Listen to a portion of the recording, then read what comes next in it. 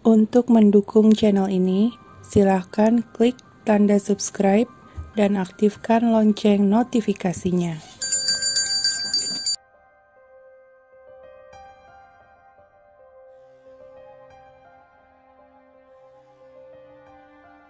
Hai, ketemu lagi di Scary Notes Horror Podcast. Di edisi kali ini kita akan menyimak cerita tentang konvoi tentara misterius. Langsung aja kita mulai. Kisah ini sebenarnya sudah terjadi sangat lama, kurang lebih berpuluh-puluh tahun yang lalu, dan dialami oleh, sebut saja, Pardi, saat ia masih anak-anak. Pada waktu itu Pardi tinggal di daerah sebelah barat, Jembatan Bantar, Sungai Progo. Umumnya anak kecil pada masa itu, Pardi senang main layangan bersama teman-temannya di lapangan sebelah timur Jembatan Bantar. Suatu ketika di awal musim hujan, Pardi hendak bermain layang-layang, namun sebelumnya ia harus membeli terlebih dahulu di pasar Sentolo. Untunglah orang tuanya menuruti keinginannya untuk membeli layangan dengan memberinya uang. Pada hari Minggu itu pun Pardi bergegas ke pasar yang memang banyak penjual layangan di sana. Sisa uang kembaliannya ia gunakan untuk membeli minuman es dawet. Pada saat itu, waktu sekitar pukul 10 pagi, dan Pardi pun bergegas berjalan menuju jalan raya untuk menuju tempat adu layangan di timur Jembatan Bantar. Pikirannya senang sekali karena ia akan bermain layangan sampai puas. Pardi pun terus berjalan menyusuri pinggir jalan raya. Hingga sekitar 1,5 kilometer ia berjalan, tak terasa ia sudah tiba di sisi barat Jembatan Bantar, di mana Sungai Progo tampak mengalir deras di bawahnya. Namun tiba-tiba Pardi menghentikan langkahnya. Ia mendengar suara banyak kendaraan samar-samar dari jauh datang mendekat. Waktu itu jalanan belum seramai saat ini. Pikiran bermain layangannya itu pun beralih menjadi memperhatikan suara kendaraan yang terdengar sangat ramai dan banyak. Dan benar saja, suara itu terdengar semakin dekat dan semakin dekat. Dan benar saja, tampaklah jelas di mata Pardi asal suara bunyi kendaraan yang sangat ramai itu. Pardi melihat iring-iringan beberapa konvoi kendaraan melaju dari arah timur.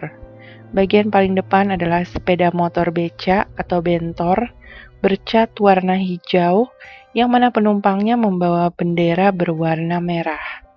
Di belakang motor itu mengikuti iring-iringan beberapa truk dan sepertinya ada kendaraan sejenis panser juga di bagian tengahnya. Tampak jelas beberapa orang berseragam tentara yang berada di bak belakang truknya. Pardi hanya melamun terbengong melihat pemandangan itu. Kebetulan waktu itu jarang-jarang ada konvoi tentara yang lewat di dekat daerah rumahnya. Adanya konvoi tentara seperti itu tentu saja menjadi hiburan bagi anak desa seperti Pardi. Konvoi itu terlihat melintas melewati Pardi begitu saja, dan ternyata cukup banyak jumlah kendaraan militer yang lewat. Konvoi itu terus berjalan, dan ketika tiba pada kendaraan terakhir yang lewat, yaitu sebuah panser, tiba-tiba saja panser itu berhenti, dan Pardi lebih kaget lagi ketika salah seorang penumpangnya yang berseragam tentara itu turun menghampirinya. Dan begitu menghampiri Pardi, tentara itu langsung menggeret Pardi ke tepi jembatan, lalu menceburkannya ke dalam Sungai Progo. Sesudah itu Pardi tak ingat apa-apa lagi. Pandangan matanya menjadi gelap secara mendadak. Hanya itu yang ia ingat. Lalu setelahnya Pardi merasa tertidur, dan begitu terbangun ia sangat kaget telah dikerumuni banyak orang. Waktu itu sudah pukul 3 siang. Setelah ditanyai, Pardi pun menceritakan peristiwa yang ia alami sejak membeli layangan. Dan betapa kagetnya pula Pardi mengetahui kalau dirinya ditemukan warga di tepi Sungai Progo. Namun anehnya, ia ditemukan di daerah Lendah, beberapa kilometer jauhnya dari Jembatan Bantar. Akhirnya Pardi pun diantar oleh salah seorang warga untuk kembali pulang ke rumahnya. Betapa senangnya hati orang tuanya, karena ternyata di kampung, Pardi disangka telah menghilang selama beberapa hari. Orang tua dan penduduk kampungnya turut berbahagia dengan kedatangan Pardi. Tentu saja Pardi heran karena ia merasa peristiwa yang ia alami hanya berlangsung sekejap. Entahlah apa yang terjadi karena ingatan Pardi hanya sampai saat ia dilemparkan ke sungai oleh salah seorang tentara dari konvoi yang melintas. Menurut penjelasan seseorang, sebut saja bernama Mbah Danu, seorang sesepuh di kampungnya. Peristiwa itu adalah bagian dari sepenggal rekaman masa lalu, di mana pada masa Perang Kemerdekaan, lebih tepatnya agresi militer kedua, Jembatan Bantar menjadi titik pos penjagaan tentara Belanda. Di samping itu, banyak serangan dari para pejuang Republik terhadap pos Belanda di Jembatan Bantar hingga menimbulkan banyak korban jiwa di kedua belah pihak. Pertempuran itu berjalan selama sekitar 7 bulan sebelum akhirnya Belanda angkat kaki dari pos jembatan itu.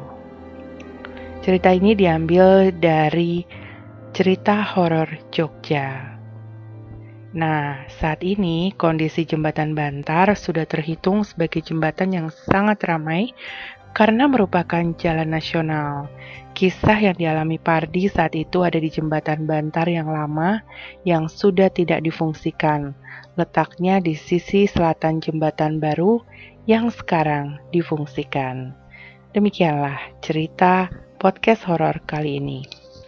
Itulah Scary Notes Podcast Horor edisi kali ini. Terima kasih sudah menyimak Scary Notes Horror Podcast. Jangan lupa aktifkan notifikasinya biar nggak ketinggalan podcast horor edisi terbaru. Sampai ketemu di cerita berikutnya.